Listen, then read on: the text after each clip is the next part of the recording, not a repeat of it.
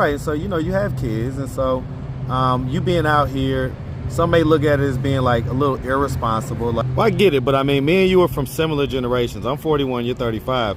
We know what crack was. We know what like happened when you smoke crack and stuff. So that's what I'm saying. Like, what made you decide to do it? But I just tried to do it because somebody was stalking me, so it helped me calm down. It was like a okay. So you say the stalking thing again. So but tell me about this stalking thing. Everybody right. knows. So tell me about it. Why was someone stalking you? You say you got jumped by some guys? What happened? When I was in Decatur, it was some drug conversation going around me. Somebody owed some money or something, and they came and they jumped me.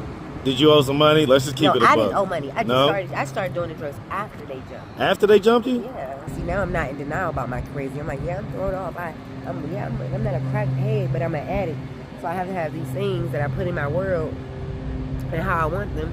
But then not only that. What's the difference between a crackhead and a crack addict? What's up, YouTube? I want to once again thank everybody who comes up to me in the street and shows me real love. Y'all don't even know. It keeps me thankful. It keeps my tank full. Now back to the content. What's up, YouTube? Atlanta Street Interviews out here with another one. I'm trying to make sure it's perfect. So how you doing today, miss? I'm doing lovely. All right. So are you homeless? I'm going through financial issues. This has led me to be homeless over these few years. Okay, I gave up everything. Just don't even care anymore. Right Speak up again. I've given up my stability to find out what's going on in the real world. Okay. How old are you? It leads somewhere, but it's just starting. I'm 35. 35? Yes. Okay. I have 7 children. I was about to say. And we're in the A. Okay. How long you been here in Atlanta? I've been here 11 years. Okay. And I've been stalked for 5. You've been stalked for 5? Turn to me, They sweetheart. have these googly goblins in here, and they follow you around. They stick to you. They'll give you whatever. They'll do anything for you, but they still stick to you like glue. Is that right? Yes. Okay, so we're gonna talk about it. So look, okay, you want me to look how, okay, turn towards me. Right. There you go. Okay. So all right, so 7 kids. Same dad or different dads? I have 3. 3 different dads? Okay. And how old is the oldest kid and how young is the youngest? My oldest graduates in January. He's 17. He'll be 18 in January. Okay, and the youngest is 9 months. 9 months? 9 months. He's my baby. You had a baby 9 months ago? I can't tell. Yeah, Okay. Okay. And so who do the kids live with? My oldest 2 live with their dad. My mom has my daughter. I have 2 in defects here, and 2 that live with their dad. So I have 2 baby dads that live here, and both of the children live with them. Okay. So my 2 boys live with each one of their dads. I get it. And I have 2. I got jumped by some guys, so they were in defects. You say you got jumped by some guys? What happened? When I was in Decatur, it was some drug conversation going around me. Somebody owed some money or something, and they came and they jumped me. Did you owe some money? Let's just keep it a buck. I didn't owe money. I started doing the drugs after they jumped. After they jumped you? Yeah. And we're talking about like hard, like, right? The process, like, I started really getting on it hard. Like, I just had to find somebody to see me while I'm doing it. I need you to turn towards me, sweetie. To see me while I was doing these things because I wasn't perfect. Okay. So now I'm not in denial or shame, but it's not just something, as black people, we don't know that. Yeah. What do you think it is that caused you to come out of the denial and out of that, denying what was going on? People actually catching me on camera and seeing me. Okay, so it's like, hold on, 'cause I'm on this. Let me do it differently. So you was denying it for a while, but then once you was out there, it was like, all right, let me just live in my truth type deal. Yeah. Okay. So let's real quick. So, all right. So you've been out here. You say since how long has it been now that you've been out here? I've been out here since 2012. I came here in August 2012. Right. How long have you been outside though? On the streets. 3 years. About 3 years. 5. No, Marley's 5. My daughter's 5. Okay, it's about 5 years. But how long, you say you gave up stability and everything? How long? I came back out here yesterday. Huh? I go home and then I come back. Okay, and where's home? Home is in Flat Show. Okay, flash shows. Flash shows like Southwest Atlanta or flash shows on the east side? Flash shows on the east side. Okay. So wow, that's I know where that's at. That's close to where I used to live actually. Okay, I used to live over there by River Road. Okay. So yeah, we used to take flash shows. All right. So what is it that has you out here? Why did you go from you know, why are you like deciding like, you know what, I'm gonna come out here? I've been pro-COVID. Ever since COVID and my grandmother passed and my dad died, I've just been doing a lot of soul searching. I had to find myself because they told me I was independent. They told you what? I had to be independent since my grandmother and my dad was gone and he fund me. I had to be independent. Okay, so they was kind of taking care of you and helping you out through life and stuff like that. Yeah. Okay. So I'm really reserved family. My uncle's in the military. I'm from Maryland. You know, I know I activate. I talk to. I know a lot of network. I know a lot of people in here, like stars. So yeah, let's talk about it. So okay, so and by the way, have you ever been married? Have I ever been married? Yes. No, but I wanted to be. Okay. All right, so yeah, let's just start from the beginning. So where you from? I'm originally from Prince George's County, Maryland. Hey, you from PG? Prince George. Iverson Mall. Hey, man, you know, I went to Howard University. Yes, so my sophomore year, I lived in PG. My apartment was in PG County, man. So what school did you go to? Howard. Okay. I went to the real HU. Okay, the real thing. I lived in Hyattsville. Or whatever. So okay, anyway. All right, so all right, man. Shout out that PG County. Shout out the whole DMV, man, for sure. Shout out that DC and definitely shout out that HU. Yes, sir. All right, and so growing up in Maryland, did you have both mom and turn towards me? You have to have my undivided attention. I don't know how honey it takes so long. Okay. There you go. All right, I'm gonna get you now. All right, so growing up in Maryland, did you have both mom and dad in the household? Yeah, my dad left. My dad got on drugs bad, so he eventually. What age did he leave the house or whatever? Like maybe 24. No, I mean, how old were you? When I left the house? No. How old were you when he, like, started, like, messing up real bad and leaving the house? You was about 8 years old? Okay. How do you think that change affected you? It affected me for my whole life because my dad never came back home. Okay, say it again. My dad never came back home. So he never came back home. We always had a distant relationship. So he would come in and out of town, and he would visit us, or we would visit him. But he always stayed with his mother his whole life, even until he passed away. My dad died in a car accident 2 years ago, and he never lived with us. My condolences about his passing. Okay, so growing up, it was mostly just mom kind of raising you. Yeah. Okay, and so did you have siblings, brothers and sisters? I have five brothers. And where are you in the birth? Sisters, 4 and 3. Mama's at 4 and 3. Okay, 4 and 3.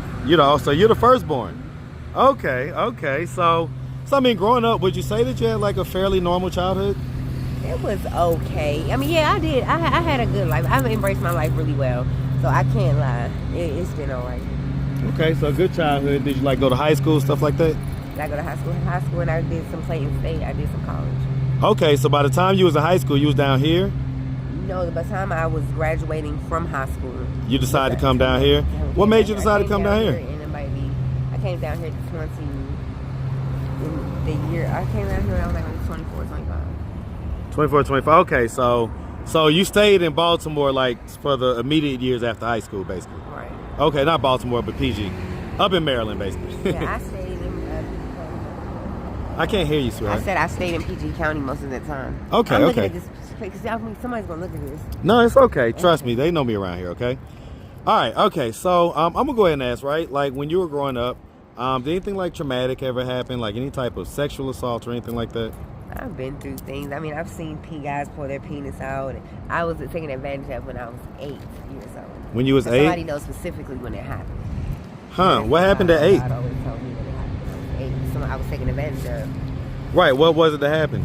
I was molested. Somebody was in my pants or was trying to fondle them, and it must have been an ongoing thing because my parents started listening to how I was talking, how I was acting. They stayed with that relationship. They didn't say that nobody did do it. My mother kept sending me to the doctor and making sure I was okay. She don't know which drug addict she had in her house. Who was it that was doing that?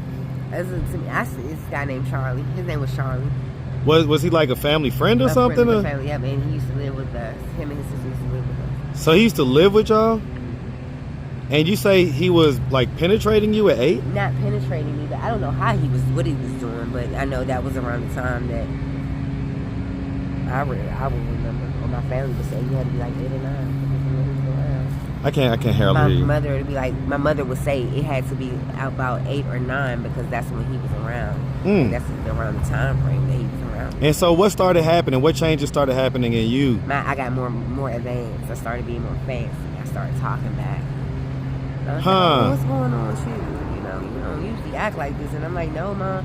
You know, ooh, started doing little nasty stuff. And my mother was like, hold on, let me take you to the doctor. Did you ever tell anybody that was happening? I don't know. I can't because I was younger then. I was like 8, so it was no after something. You don't know if you could have told? I mean, how can I tell them that if I'm not advanced at 8 years old to tell them that somebody's doing that to you? You know what? I might did say that. I might did say that. You might have said something or whatever? Yeah, because 8 years old, you say that's the same age that Dad kind of left and, you know, was doing his thing or whatever. Right. Huh. Okay, so okay. if Dad left around that time, damn, she lost a lot of weight. I mean, if Dad left around that time, then I wouldn't be able to. Right now, I can't cognitively remember. You know. Okay. Just think all these machines and stuff they got out here. That machine could have showed them something right then and there. They said, "Yeah, you did it." Okay.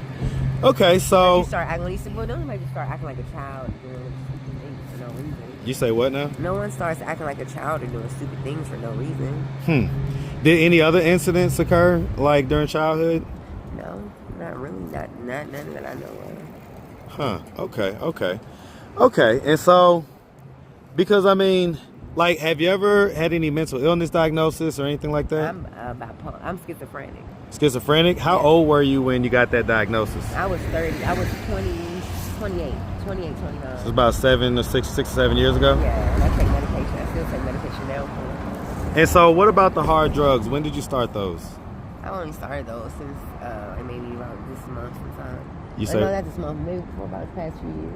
You say the past few years? Yeah, since like Mark started being advanced in the street is when I really started. You say since who? Since it came out in the street, like other people started doing it and I did it. People been doing hard drugs. What do you mean? Yeah, but I've never been up close to people doing hard drugs. I've never seen people do hard drugs. Until my homegirl actually did this shit in front of me and she didn't act stupid. So one day I just tried it and I was like, oh, this shit is not, excuse me, this is not that hard. It's not that bad. Well, I get it, but I mean, me and you are from similar generations. I'm 41, you're 35. We know what crack was. We know what, like, happened when you smoke crack and stuff. So that's what I'm saying. Like, what made you decide to do it? But I just tried to do it because somebody was stalking me, so it helped me calm down. It was like a okay, so you say the stalking thing again. So tell me about this stalking thing. Everybody knows. So tell me about it. Why was someone stalking you? Why was he stalking me? Because I'm all that. You say what? Because you all that. Because you got that good. Yeah, I got you. So how do you feel? What was he doing to make you aware that? He was surfacing around and his friends race their cars outside the house and they make a lot of noise. And you feel like that was stalking you? Yeah, because you don't know when he's gonna come back. Is this one of your children's father? No. So is this a guy you dated? It's some random. Some random? Yeah. Like he's looking at me like I'm crazy. I mean. Well, because like there. Yeah, later on it's nothing there, but we already been through it. Like, yeah. Okay, so he was stalking you, and so yeah. Like, okay. We've already been through it. So what else can we say? What do you mean we've already been through? We've already been through it. Like even though some people care about how I act or what I'm going through, and they say, "Yeah, Renee, you went a little crazy." See, now I'm not in denial about my crazy. I'm like, yeah, I'm thrown off. I'm not a crackhead, but I'm an addict. So I have to have these things that I put in my world and how I want them. But then not only that. What's the difference between a crackhead and a crack addict? A crackhead is somebody you about to crack their head. Like, if you don't go, leave me alone, I'm going to bust your head wide open. You just have somebody that's like a crack addict. Like, she just thinks she got to have it. Like, is like your mom still living? My mom's 35. You say my what? My mother's 46 years. My mom's living. She lives in Washington, D.C. Washington, D.C.? And you say dad passed away 2 years ago?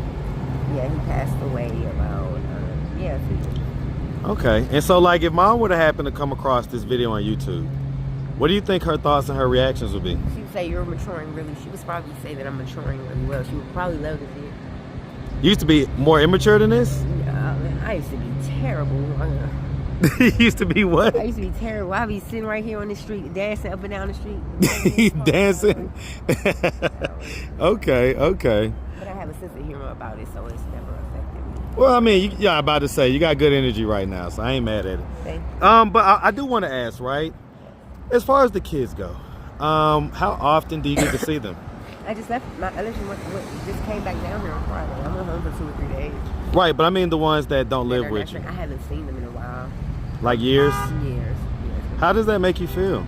It makes me feel like I'm working hard towards something, like I have to gain whatever it is I'm working towards. I have to get something. Well, I mean, let me ask it this way. Do you think that the kids miss you? Of course they miss me. So, I mean, do you think it's maybe a little hurtful for them to go years without seeing you? No, because the way that I communicate, because our communication life is so immaculate that when I talk to them, it's like we're there every day. We've already been together. I've never left. So you don't think that your absence in their life has any type of negative effect on them? Nope. Sure not. Are you serious? I'm serious. They're at home with these are my parents. They're at my parents' house. And when they're not at my parents' house, well, let me ask you this. Did you grow up with your mom? Did I grow up with my mom? Yeah. Did you? And you say that your dad was out on the street and he didn't really kind of come back after about 8 or so, right? Yeah. And you said that was hurtful to you, right? As a child. Huh? You heard me? Yeah. Listen to me. Follow me. I heard some of what you said, but I'm not going to get... See, you want to go deeper into my business. You don't pull back. You keep going.